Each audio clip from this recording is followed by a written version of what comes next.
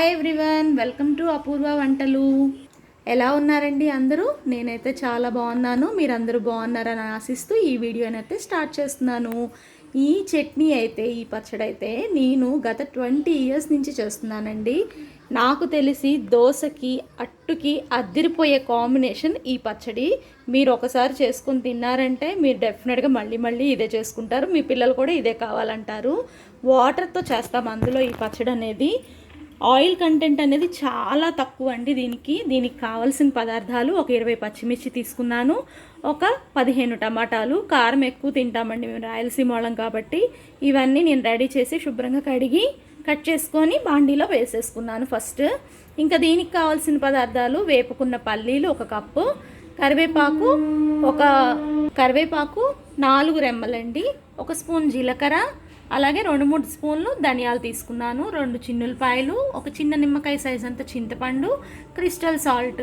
మెయిన్గా దీనికి కావాల్సింది ఆనియన్స్ ఒక 5-6. దీనికోసం అయితే యుద్ధాలు జరుగుతాయండి మా ఇంట్లో అయితే. మీరు చేసిన ఈ పచ్చళ్ళు ఆనియన్స్ కోసం గ్యారంటీ యుద్ధాలు జరుగుతాయి, అంత బాగుంటాయి ఈ పచ్చళ్ళు ఆనియన్స్. ఇవండి కావాల్సిన పదార్థాలు. ఇప్పుడు ప్రాసెస్లోకి వెళ్ళిపోదాం. ఇలా ఒక బాండీలో తీసుకున్నాను కదా, అడుగున పచ్చిమిర్చి, పైన టమాటాలు. దీనిలోనే ధనియాలు, జీలకర్ర వేసేసేయండి, అలాగే క్రిస్టల్ సాల్ట్, ఇంకా కరివేపాకు. మెయిన్గా వేయాల్సినవి ఇవ్వండి, అలాగే చింతపండు. ఏమి అసలు కష్టమేమీ ఉండదండి ప్రాసెస్లో, చాలా ఈజీగా చేసుకోవచ్చు. అలాగే వాటర్. నేనైతే ఈ గ్లాస్ తీసుకున్నా, మీకు కనపడుతుంది కదా, కొంచెం పెద్ద మంచినీళ్ళ గ్లాసు. ఈ వాటర్ వేసేసి హ్యాపీగా పొయ్యి మీద పెట్టేసుకోవడమే. పచ్చడి ఈజీ కానీ పర్ఫెక్ట్ కాంబినేషన్ దోశకి వాటర్తో చేసే పచ్చడి. రండి, పొయ్యి మీద పెట్టేసేసాను, మూత పెట్టుకొని మగ్గించుకుందాము. రండి, దీంట్లో నేను నూనె వేస్తాను, కాకపోతే 1 స్పూను అంతే, అంతకు మించి వేయం. మనం మామూలుగా రోటి పచ్చళ్ళైనా ఒక 3 గంటల వరకు వేసుకుంటాం కదా నూనె. ఇది తక్కువ అండి వేయటం దీంట్లో, కానీ ఇది మనకి 5-6 డేస్ వరకు స్టోర్ ఉంటుంది. 3 డేస్ అయితే చాలా బాగుంటుందండి పచ్చడి. అసలు టెక్స్చర్ కానీ స్మెల్ కానీ ఏమీ మారదు. ఇంక ఇది మగ్గే వరకు మగ్గించుకోవడం. కొంచెం మగ్గినాక మీకు చూపిస్తాను. మూత పెట్టేసుకోవడం. చూడండి, మనకి లైట్గా మగ్గుతుంది ఇది. ఇప్పుడు ఒకసారి మిక్స్ చేసుకుందాం.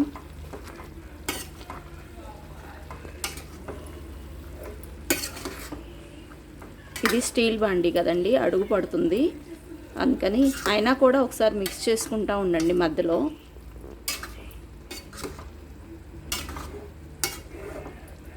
చూడటానికి సింపుల్గా ఉంటుంది కానీ పచ్చడి టేస్ట్లో మాత్రం ఎవరెస్ట్ అండి, అంత బాగుంటుంది.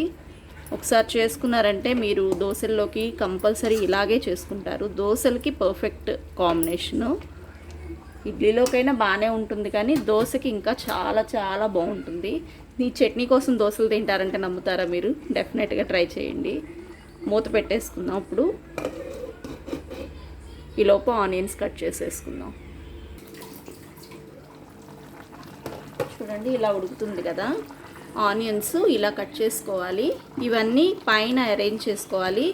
అస్సలు పొరపాటును కూడా ఈ ఆనియన్స్ అనేవి కదిలించకండి.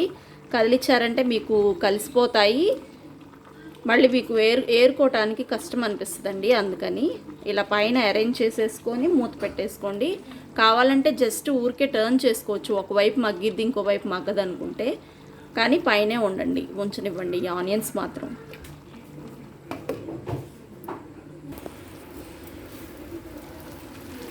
చూడండి, ఉల్లిపాయలు ఇంకోవైపుకి టర్న్ చేసుకోండి.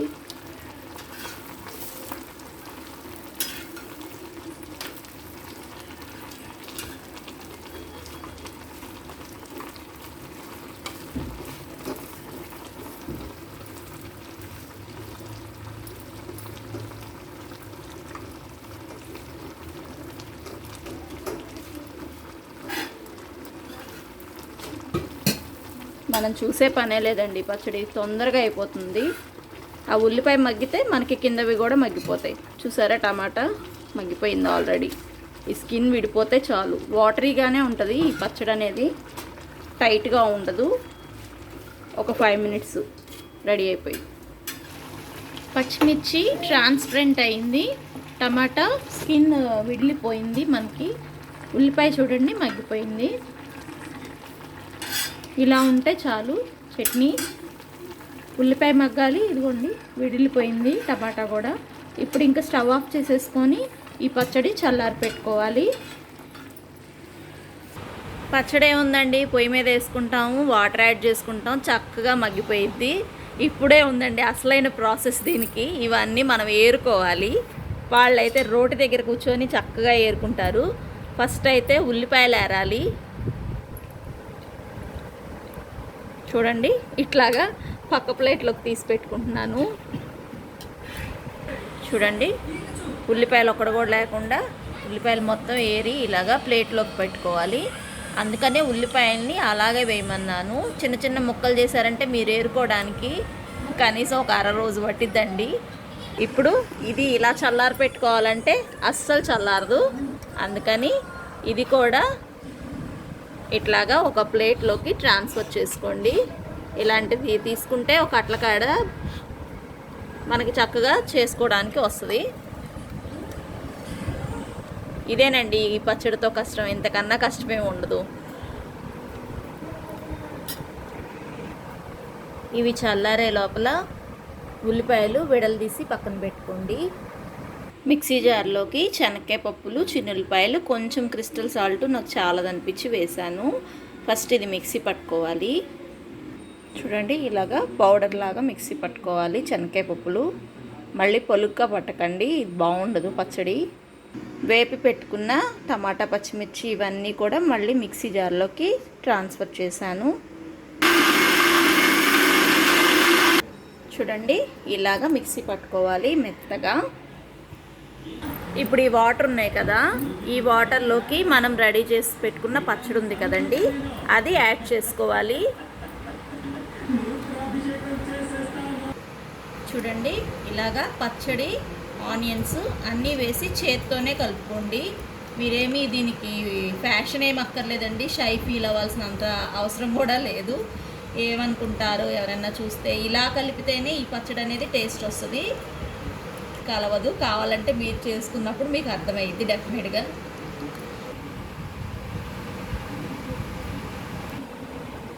అంతేనండి, నీటితో చేసే రాయలసీమ స్టైల్ అదిరిపోయే కాంబినేషన్ అట్టు పచ్చడి రెడీ అండి.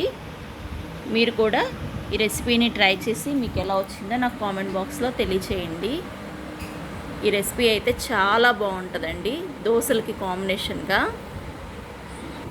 ఆనియన్స్ అక్కడక్కడ తగులుతుంటే దోశలోకి చాలా బాగుంటుంది. మీకు ఈ రెసిపీ నచ్చితే లైక్ చేయండి. అలాగే మన ఛానల్ని కొత్తగా చూస్తుంటే ఇలాంటి different and variety tasty recipes కోసం తప్పనిసరిగా సబ్స్క్రైబ్ చేసుకొని బెల్ ఐకాన్ ఆల్ అని ప్రెస్ చేస్తే నా నోటిఫికేషన్స్ అన్నీ మీకు వస్తాయి. Thank you for watching. By by.